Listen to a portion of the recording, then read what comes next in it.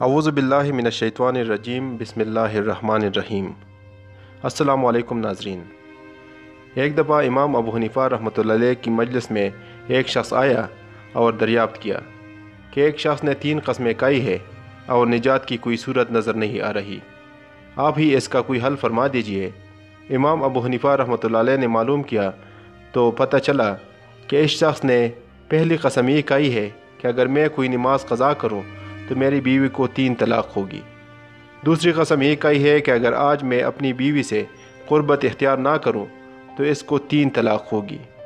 تیسری قسم یہ کہی ہے کہ اگر میں آج غسل جنابت کروں تو میری بیوی کو 3 طلاق ہوگی۔ علماء اس مسئلے سے عاجز آ چکے تھے، لیکن امام ابو حنیفہ رحمۃ اللہ علیہ کی باریک بینی کی داد دیجیے، سر اٹھایا اور چٹکی میں مسئلہ حل فرما دیا۔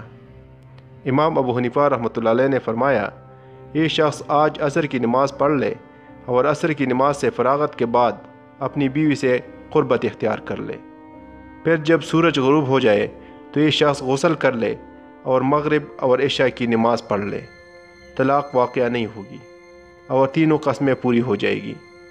مسئلہ یہ ہے کہ شریعت کی اصطلاح میں رات دن کے تابع ہوتی ہے، لہٰذا جب سورج غروب ہو جاتا ہے تو اسی وقت سے اگلا دن شمار ہونے لگتا ہے۔ مثلاً عید کا چاند نظر آتے ہی عید کا حکم لگایا جاتا ہے۔ اسی حکم کے پیش نظر اس شخص کا غسل آج کے دن میں شمار نہیں ہوگا، بلکہ غروب کے بعد غسل کرنا کل یعنی آئندہ کا عمل ہے۔ اس طرح اس شخص کی 3 قسمیں بھی پوری ہو گئی اور طلاق بھی واقع نہیں ہوئی۔